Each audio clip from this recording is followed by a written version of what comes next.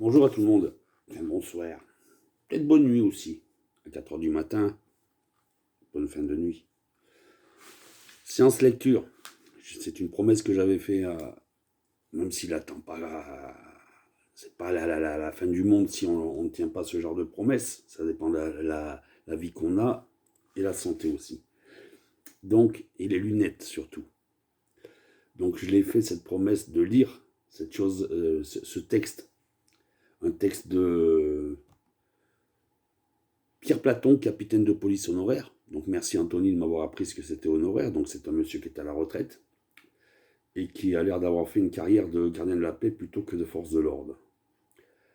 Donc c'est CGT Intérieur Police, donc c'est un syndicat que je suis depuis longtemps, surtout par l'intermédiaire d'Anthony Caillé, parce que c'est quelqu'un que je respecte. Et comme d'autres personnes que je respecte, ils n'ont pas besoin d'être mélanchonistes pour que je les respecte.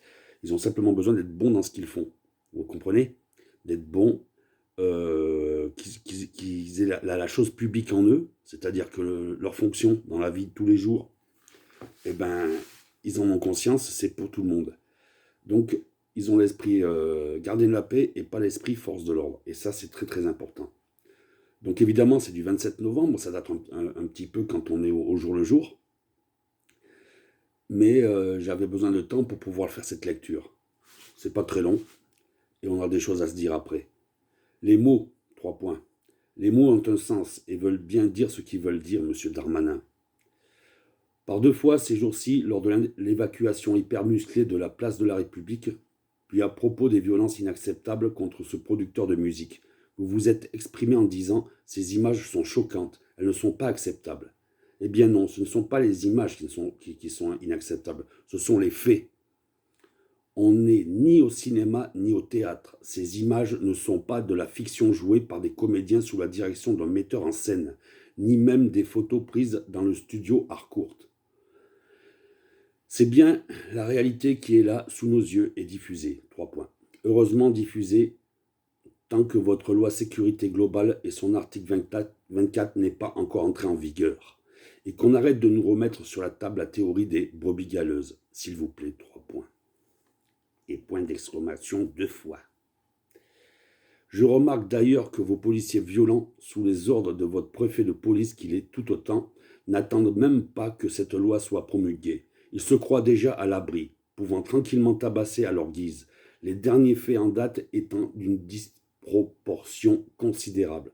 Tout ça pour un simple non-port de masque, soit 35 euros, 135 euros d'amende. L'infraction qui d'ailleurs avait cessé d'exister au moment même où le contrevenant était entré dans son immeuble. 3 points.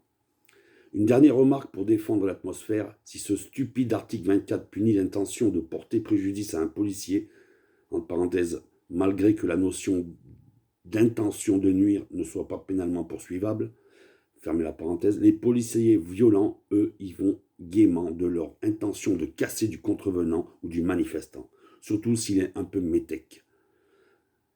Point d'exclamation. Grrr, 3 points, 3 points d'exclamation. Pierre Platon, capitaine de police honoraire. Voilà. C'est quelque chose qui est court, efficace et qui vient de la part de quelqu'un qui a porté l'uniforme des gardiens de la paix et qui n'est pas là pour voir sa République et son pays se casser la gueule sur des gens qui vivent déjà la misère bien avant le Covid, bien avant le gilet jaune et bien avant plein de choses et qu'on a laissé pourrir. Des situations qu'on a laissé pourrir. Donc voilà. Donc Anthony, je t'avais fait cette promesse de faire cette lecture, même si tu n'attends rien de ma personne, c'est-à-dire que tu peux avancer sans moi, et comme plein de gens peuvent avancer sans moi, sans ma grande gueule. Malgré tout, je ne suis pas mort.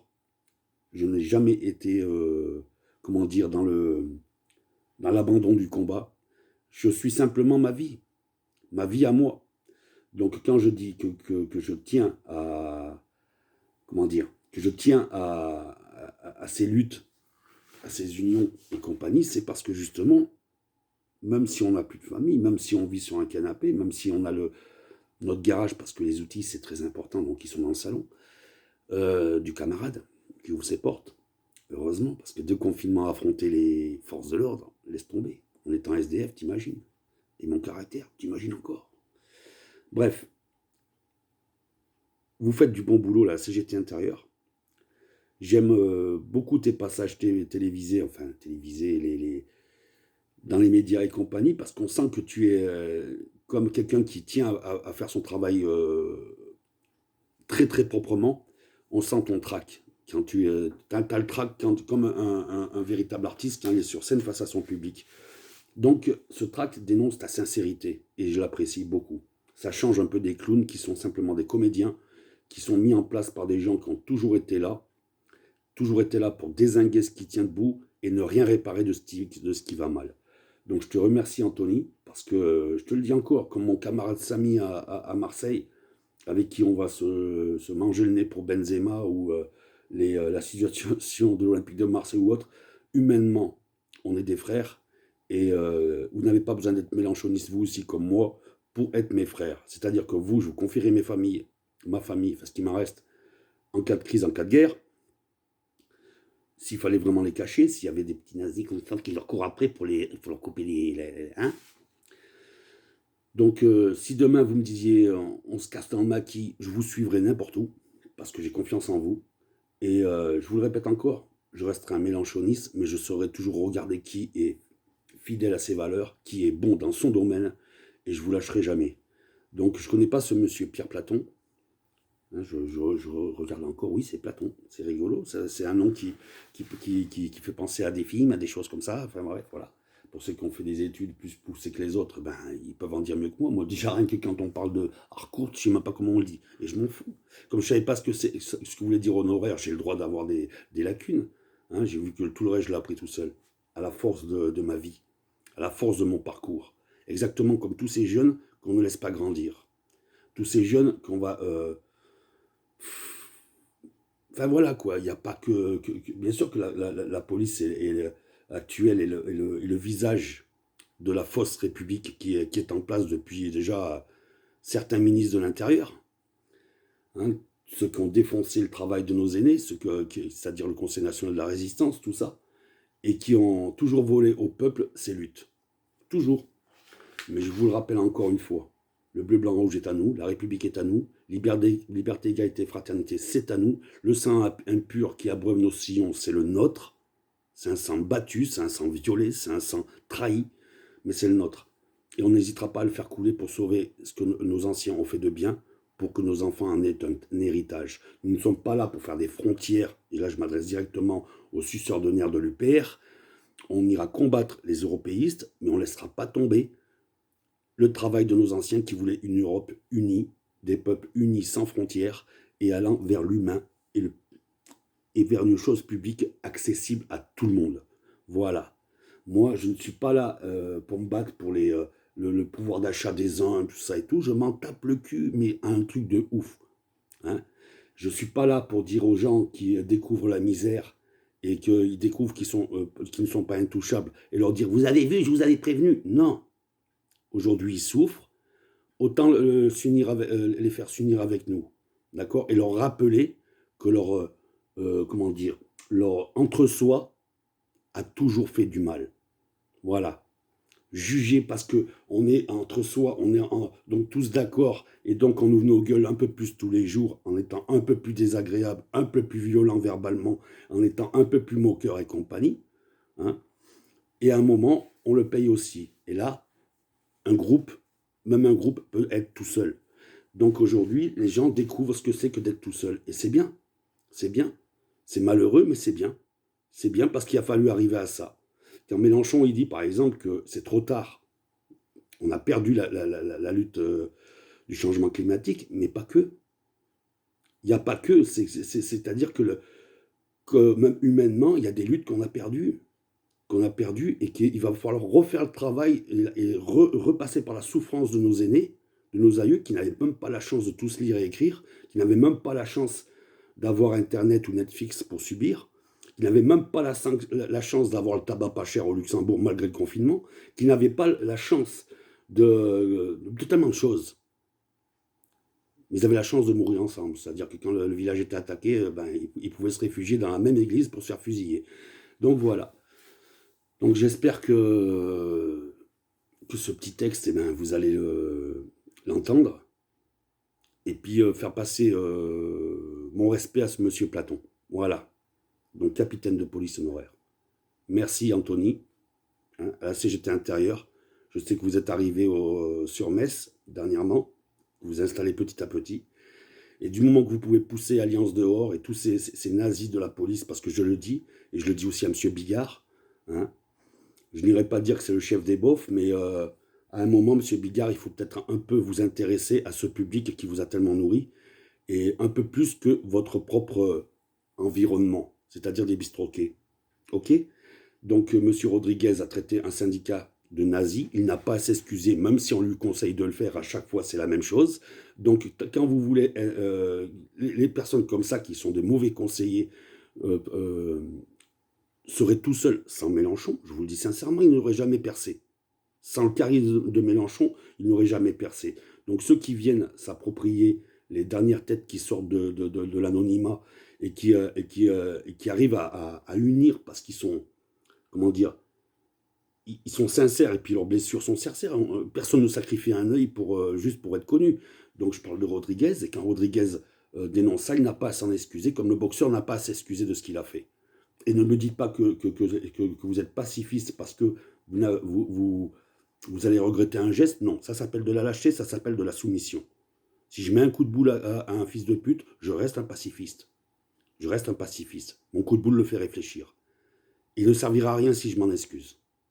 Alors j'accepterai la peine de prison, j'accepterai la prison, j'accepterai d'avoir un caractère qui fait que je continuerai ma peine sans remise de peine, j'accepterai que mon caractère m'impose de sortir du mitard, c'est-à-dire la prison dans la prison, comme très souvent, mais je ne m'excuserai pas et je resterai un citoyen debout.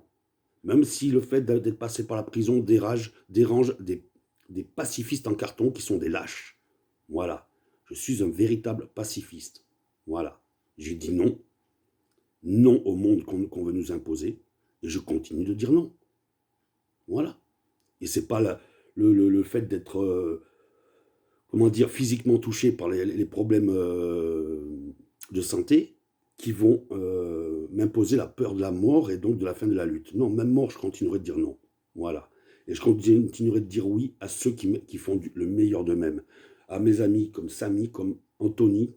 On ne s'est jamais rencontré, Anthony, on ne s'est jamais serré la main. Tant mieux pour toi, parce qu'on t'aurait pourri la vie, parce qu'on t'aurait mis mon palmarès sur le nez en te disant, mais on voit qui tu es, à qui tu fréquentes, c'est la pire saloperie qui soit. Combien de gars comme moi ont souffert le fait d'aller chercher, grâce à nos amis d'enfance qui sont partis du mauvais côté, aller grâce à eux chercher des gamins qui partaient sur la mauvaise route, et combien de salopards qui passaient par là en disant, ah mais t'étais assis avec lui à la terrasse d'un café. Et alors, je t'encule, je t'emmerde. Je t'emmerde. Et je t'emmerde dans le bureau du procureur, je t'emmerde dans le bureau du directeur de la prison, je t'emmerde partout, toi qui as une langue de pute. Toi qui penses que le salaire sur les impôts du papa, de la famille, hein, parce que tout le monde n'est pas branleur dans la famille, puisqu'il paraît que je suis un branleur, eh bien, ceux qui payent des impôts dans ma famille, ils sont quelques-uns, n'ont pas à payer des salaires à des minables qui fracassent le travail des autres. Voilà. Donc, je suis pour qu'on augmente le pouvoir d'achat, le pouvoir de vivre aux fonctionnaires qui font bien leur boulot, qui sont utiles à la société. Tiens, je vais passer bientôt en commission pour avoir un an de RSA. Je vous rappelle que depuis 2012, si j'ai des dents comme ça, c'est parce que je refuse la CMU, parce que la sécurité sociale de Thionville se comporte vraiment, vraiment comme une fonction du Reich, mais certainement pas comme les salariés du CNR. Vous comprenez? Ils sont racistes, voilà ce que je vous dis. Et je l'ai vu de mes propres yeux, j'ai d'autres combats, je n'ai pas insisté là-dessus, j'ai simplement dit, mon nom ne participe pas à ça. Quand je fais couper les APL à l'escroquerie de propriétaire là, de la voile rouge, hein, c'est moi que je mets dans la merde parce que je vais être viré, la preuve, je suis sur un canapé, mais je dis au Conseil général, mon nom ne participe pas à une escroquerie sur l'argent public. Donc là, je vais devoir affronter, même si j'ai rencontré beaucoup de bonnes personnes dans les services sociaux, je vais rencontrer une personne peut-être qui sera la même que la dernière, mais si c'est la même que l'année dernière, il ne faudra pas qu'elle me répète la même phrase. En me disant, oui, mais le RSA aussi, c'est sur le service public, c'est de l'argent public. J'en suis conscient, et j'en mérite 3 ou 4 de RSA par mois, si on va par là. Comparé à ce que moi j'ai sacrifié dans ma vie pour la chose publique. Donc aujourd'hui, je vais rappeler à ces gens-là, vous faites 4-5 fois mon RSA en salaire sur les impôts de mon père. Donc aujourd'hui, qui est inutile à la société? Et si des fois on veut m'emmerder pour l'année suivante et m'enlever le petit 500 euros que j'ai, parce que maintenant je suis à 500 euros plutôt que 400, puisque je suis SDF. Si on veut m'enlever ça, je ne vais pas devenir dealer ou voleur pour autant. En revanche, vous allez arrêter de gagner 2500 balles en étant représentant de la CAF. Vous allez arrêter de gagner 2500 balles en étant représentant du Conseil général. Et je vais passer par-dessus vous et j'aurai mon RSA. Voilà, c'est tout ce que j'ai à dire. Maintenant, je me sers de la pensée de ce monsieur pour vous expliquer ce que c'est qu'un fonctionnaire utile à la République, utile au public de la République. Merci à tout le monde, au revoir.